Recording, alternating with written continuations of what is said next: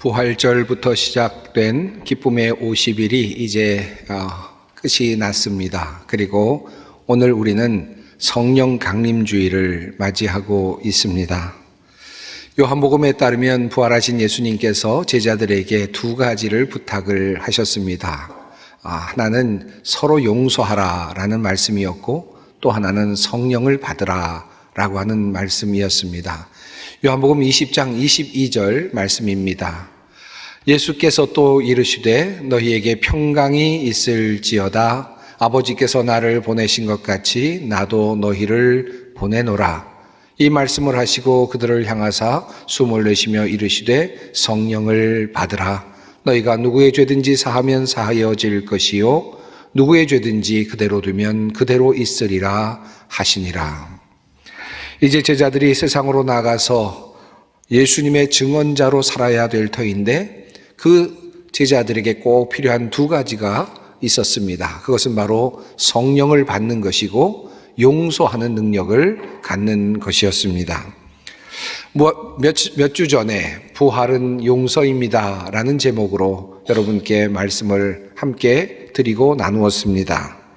그 말씀을 들으시고 아마도 마음에 큰 부담을 가지고 계시는 분들이 있을지도 모르겠습니다. 예수님은 용서하라고 말씀하시는데 용서가 잘 안 됩니다. 어떻게 그런 사람들을 다 용서할 수 있겠습니까? 참 인간적으로 하기가 어렵습니다.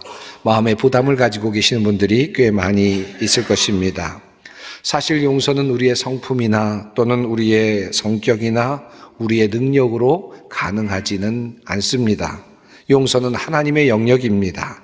그분의 모범을 따라서 우리가 뒤따라 갈 뿐입니다. 그리고 하나님께서 우리에게 능력을 주셔야만 가능한 일이기도 합니다. 그런 면에서 본다면 성령을 받아야만 우리는 용서할 수 있습니다. 그런 관점에서 요한복음 20장 21절부터 또 23절까지 있는 말씀을 다시 한번 이렇게 해석해 볼 수 있을 것 같습니다. 성령을 받아라. 그리하면 너희에게 용서할 수 있는 마음이 생겨나게 될 것이다. 마음에 있는 모든 억울함, 원망, 분노, 죽이고 싶은 마음, 생각만 해도 끔찍한 사건들, 절대로 다시 보고 싶지 않은 그런 사람들, 그 모든 것들을 너는 용서할 수 있게 될 것이다. 그때 비로소 너는 진정한 나의 제자가 될 것이다. 이런 말로 요한복음 20장 22절을 다시 한번 해석할 수 있을 것 같습니다. 그런 의미에서 본다면 성령은 우리에게 큰 능력으로 다가옵니다. 우리가 오늘 성령 강림주일을 맞이하고 있습니다. 성령 강림주일을 맞을 때마다 우리는 한 가지 큰 문제 앞에 서곤 합니다. 성령을 받으라고 말씀하시는, 그리고 애타게 요청하시는 그 예수님, 주님의 말씀, 그리고 성령을 받을 필요를 느끼지 못하는 오늘을 살아가는 수많은 사람들, 그 사이에 괴리감이라 할 수 있겠습니다. 여러분은 성령 강림주일 오늘 예배 자리로 오시면서 어떤 마음으로 오셨습니까? 성령 꼭 받아야 되겠다, 애타는 마음, 간절한 마음으로 오셨습니까? 어떤 분들은 내가 성령을 받으면 지금 나의 모습에서 너무 급격한 변화가 있을 것 같아서 두려운 마음에 성령 받기를 꺼리는 분들이 꽤 있습니다. 어떤 분들은 내가 지금 잘 살고 있는데 지금 이대로도 부족한 것이 없는데 성령 받을 필요가 없다라고 말씀하시는 분들도 꽤 있습니다. 또한 과거에 우리 믿음의 선조들이 보여주었던 소위 성령 받았다라고 하면서 보여준 자기중심적인 태도, 권위적인 모습, 가정을 버려두고 신비체험이나 은사체험 등에 몰려다녔던 그런 모습의 부작용으로 인해서 나는 그런 삶을 살고 싶지 않다라고 말씀하시면서 성령 받을 필요가 없다라고 그렇게 말씀하시는 분들도 꽤 있습니다. 이러한 우리들의 마음이나 또는 우리들의 생각과는 달리 성경은 끊임없이 우리에게 성령 받을 것을 우리에게 권면하고 있습니다. 한마디로 말하면 성경이 우리에게 전하고 있는 성령님은 참으로 좋은 분이십니다. 우리에게 꼭 필요한 것이죠. 사실 하나님께서 우리 모두에게 주시는 가장 큰 선물이라고 할 수 있을 것입니다. 우선 요한복음은 예수님과 세례 요한과의 그 극명한 차이를, 이 레벨의 차이를 성령과 관련해서 연관해서 우리에게 알려주고 있습니다. 세례 요한이 큰 선지자가 맞죠? 큰 위대한 선지자입니다. 그럼에도 불구하고 예수님과는 분명한 차이가 있음을 요한복음은 우리에게 알려줍니다. 세례 요한은 세례를 베풀되 물로 세례를 베푸는 사람입니다. 하지만 예수님은 성령으로 세례를 베푸는 분이십니다. 그런 관점에서 본다면 세례 요한과 예수님은 큰 차이가 있습니다. 이것을 조금 더 분명하게 표현한다면, 성령 받지 못한다면 사실 우리는 예수님과 관계가 없는 것이다 라고 말할 수도 있을 것입니다. 우선 세례 요한이 예수께 세례를 베풀 때 하늘로부터 예수님 머리 위로 성령께서 임하셨음을 성경은 우리에게 보여주고 있습니다. 예수님께서는 자신의 공생의 사역을 성령과 함께 시작하셨습니다. 그리고 말씀을 하실 때마다, 사역을 하실 때마다 늘 성령과 동행하며 모든 일들을 감당해 내셨습니다. 요한복음 3장 34절 말씀입니다. 하나님이 보내신 이는 하나님의 말씀을 하나니 이는 하나님이 성령을 한량없이 주심이니라. 예수님을 향하여 지금 하나님께서 성령을 부어주셨고 그 성령의 도우심을 받으시면서 예수님께서 말씀을 전하셨고 사역을 감당하셨음을 말씀하고 있는 내용입니다. 예수님께서 이 땅에 하신 모든 말씀들이 성령과 함께 하신 것들이다 라는 뜻입니다. 하나님의 아들이시며 우리의 구원자가 되시는 예수님께서도 이 땅에서 성령과 함께 생활을 하셨고 일을 하셨다면 우리같이 부족하고 허물 많고 연약한 존재가 어떻게 홀로 우리의 삶을 살아갈 수 있겠습니까? 예수님께서 얼마나 성령을 귀하게 여기셨는지, 또 우리에게 얼마나 필요하다고 생각하셨는지를 보여주는 귀한 말씀이 있습니다. 요한복음 16장 7절 말씀입니다. 그러나 내가 너희에게 실상을 말하노니 내가 떠나가는 것이 너희에게 유익이라. 내가 떠나가지 아니하면 보혜사가 너희에게로 오시지 아니할 것이요 가면 내가 그를 너희에게로 보내리니. 우리 주님께서는 말씀하시기를 실상을 너희에게 말한다 라고 말씀하시면서 내가 떠나는 것이 도리어 너희에게 유익하다 라고까지 말씀하셨습니다. 부활하신 주님께서 이 땅에 함께 거하시는 것이 얼마나 큰 유익이 되겠습니까? 그런데 주님께서는 도리어 내가 떠나고 그래서 성령님이 너희에게 임하시는 것이 너희에게 더 큰 유익이 있다라고까지 말씀하셨습니다. 도대체 성령님은 어떤 분이시길래 그만큼 귀한 일을 하시는 것입니까? 보혜사라는 말은 헬라어로 파라클레토스라고 그렇게 원어로 사용이 되고 있습니다. 옆에서 돕는 분이다 라고 하는 뜻입니다. 예수님이 보내주시는 성령님은 어떤 분이신가? 옆에서 도와주시는 분이십니다. 한마디로 성령님은 우리의 인생을 보다 값지게 살 수 있도록 옆에서 도와주시는 분이십니다. 우리 인생의 가이드가 되시는 분이시고 우리의 이야기를 들어주시는 상담자이시고 슬플 때의 위로자가 되어주시고, 그리고 성령님은 우리를 위해서 대신 기도하시며 간구해 주시는 중보자이시기도 합니다. 얼마나 좋습니까? 주님께서 이런 분을 우리에게 보내주신다는데 못 받을 이유가 무엇이겠습니까? 사양할 이유가 어디에 있겠습니까? 조금 더 깊이 한번 들어가 보십시다. 그 보혜사이신 성령님께서 우리를 위해서 어떤 일을 하십니까? 조금 전에 읽은 요한복음 16장 7절 이후에 따라 나오는 말씀 8절은 이렇습니다. 그가 와서 죄에 대하여 의에 대하여 심판에 대하여 세상을 책망하시리라. 우리는 이 부분을 읽을 때 조금 부담스러움을 느낍니다. 성령께서 오신다면 그때는 책망이 있을 것이다 라고 하는 말씀 아닙니까? 성령께서 우리의 잘못된 것들, 우리의 불신앙과 그리고 우리의 불의와 우리의 죄악에 대하여 책망하실 것이다 라는 말씀이 바로 성령의 강림과 더불어 우리에게 전해지고 있습니다. 우리가 성령 받으면 우리에게 급격한 변화가 일어날 것 같다라는 생각 때문에 두려워하는 분들이 있다고 말씀드렸는데 사실 그 말씀이 타당하기도 합니다. 성령께서 역사하셨던 현장들을 보면 늘 이러한 일들이 계속되었습니다. 놀라운 변화들이 일어났음을 확인하게 됩니다. 1907년 평양 대부운동 때 선교사들이 평양 대부운동 때 많은 성령의 운동들이 일어나고 성령의 역사하심이 일어나는 것들을 미국 교회에 보고하였습니다.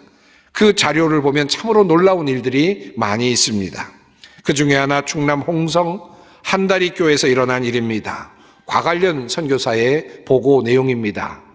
한다리 교회 지도자가 가장 큰 은혜를 받았습니다. 예수 믿기 전 그는 대단한 도박꾼이었습니다. 작년에 죄를 회개할 때만 해도 자신이 횡령한 돈을 돌려주지는 않았습니다. 그런데 금년 우리가 그곳에 있는 동안 그는 10년 전 노름으로 빼앗은 수목이 울창한 숲을 본래 주인에게 돌려주었고 다른 사람들에게도 모두 되돌려 주었습니다. 그에겐 첩이 하나 있어 10년 동안 데리고 살면서 아이까지 한 명 두었는데 성령을 받은 후 죄를 깨닫고 난 후 첩과 헤어지기로 했습니다. 그는 첩을 서울로 보내 간호사 공부를 시키기로 했답니다. 여러분은 이런 글을 읽으시면서 이런 생각을 하실지도 모르겠습니다. 아이쿠, 그럴 줄 알았다. 성령 받으면 안 되겠구나. 큰일 나겠구나. 이런 생각하는 분들이 혹시 있을지도 모르겠습니다. 혹시나 성령 받고 내가 즐기던 것 하지 못하고 좋아하는 것 하지 못할 것 같아서 그래서 성령 받기가 두려운 분들이 혹시 계실지도 모르겠습니다. 하지만 여러분 이렇게 한번 생각해 보시면 어떻겠습니까? 우리가 몸의 훈련을 위해서 건강을 위해서 어떤 훈련을 합니까? 여러분이 병원에 가서 의사 선생님과 상담하면서 어떤 대화를 나눕니까? 살도 빼라고 하고 이것저것 먹지 말라고 하는 것들이 꽤 많죠? 늘 우리는 의사 선생님들께 그런 이야기를 듣곤 합니다. 그런데 그 말이 맞습니까? 틀립니까? 현대의학이 밝혀놓은 범위 안에서 그 말은 맞는 말씀일 것입니다. 우리가 더 건강해지려고 지기 위해서 꼭 치러야 될 어려운 일이기도 합니다. 체력 단련장에서 우리가 때로는 PT를 받을 때가 있죠.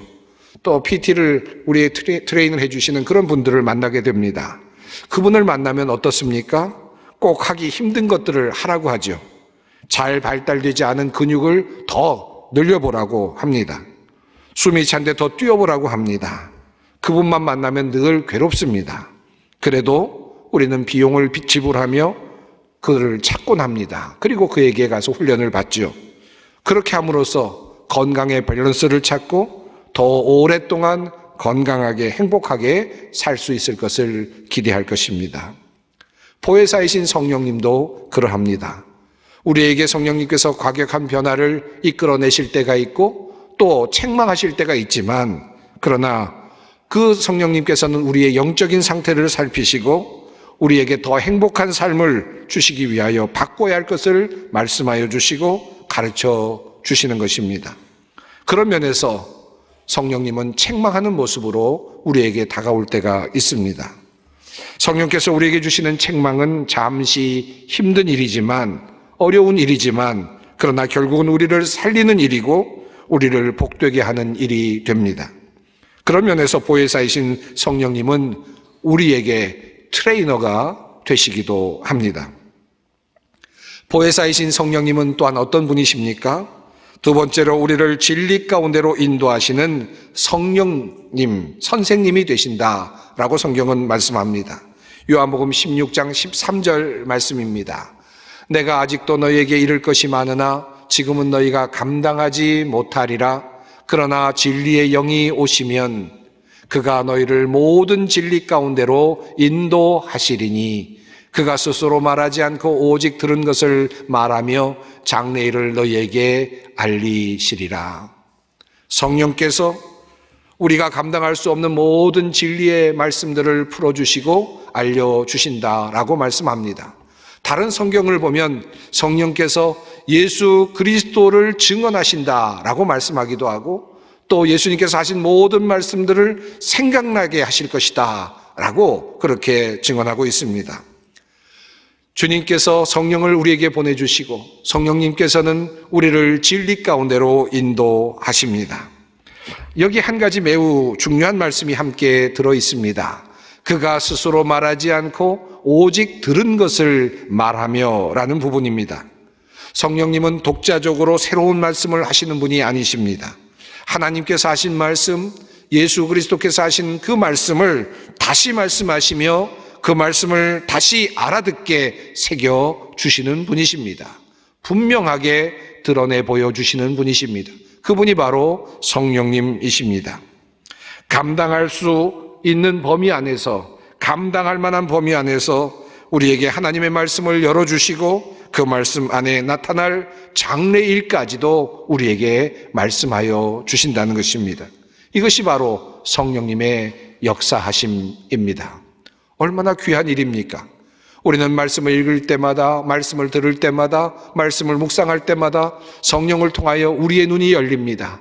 하나님의 비밀을 보게 됩니다. 하늘나라의 비밀을 보게 됩니다. 우리가 마땅히 살아야 할 삶의 기준들을 발견하게 됩니다.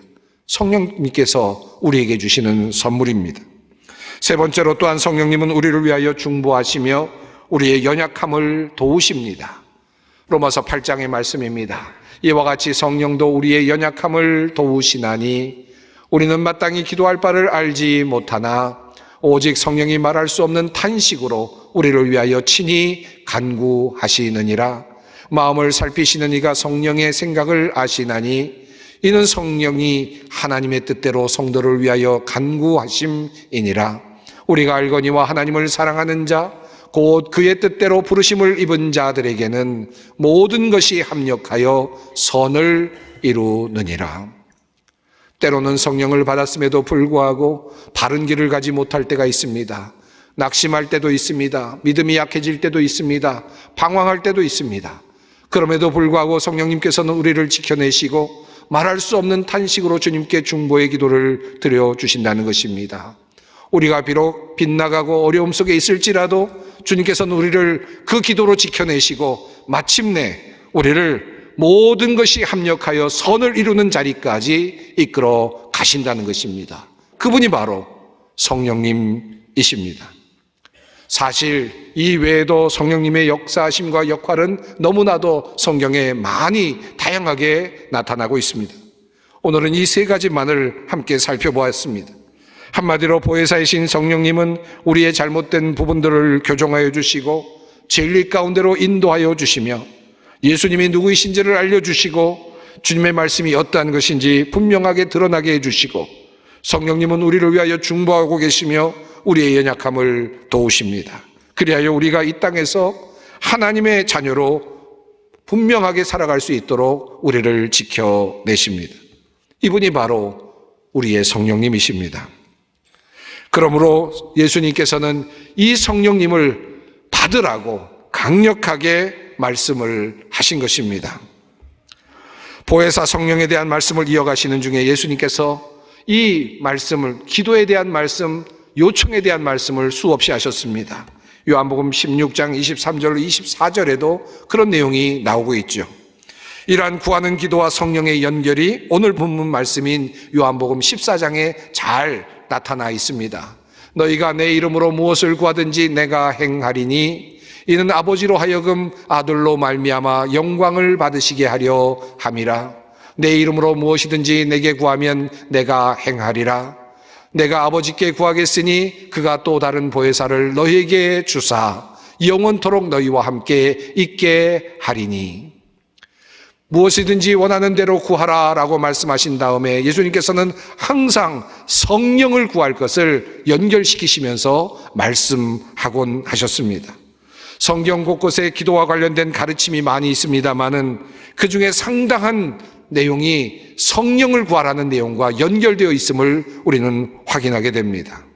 우리가 성령을 받기를 원한다면 우리는 성령을 받기 위해 주님께 기도해야 한다는 말씀입니다.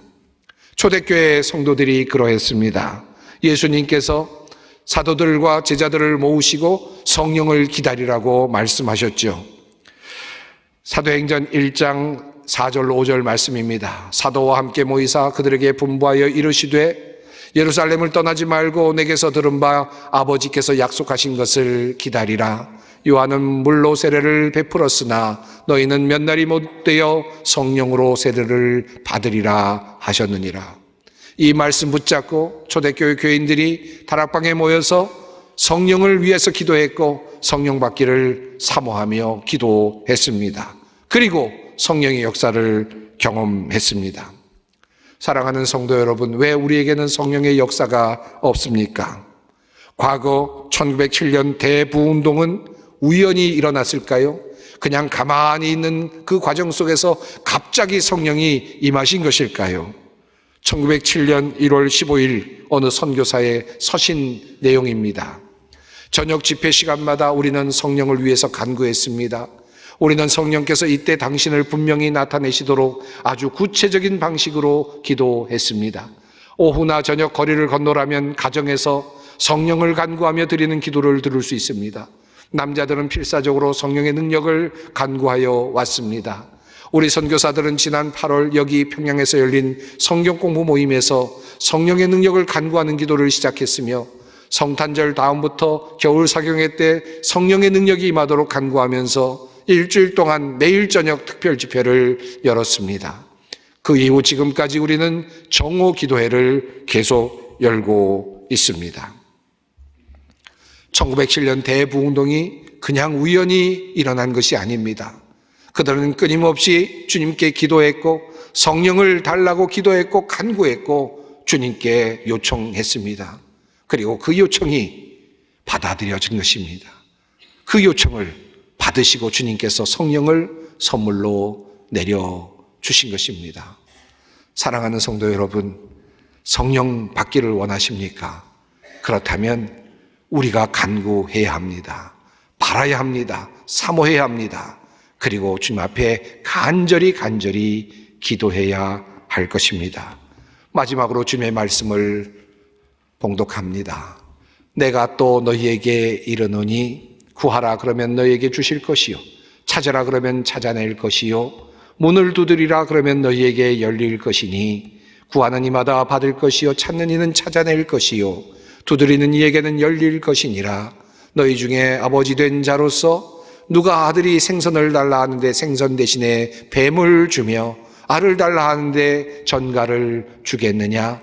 너희가 악할지라도 좋은 것을 자식에게 줄 알거든 하물며 너희 하늘 아버지께서 구하는 자에게 성령을 주시지 않겠느냐.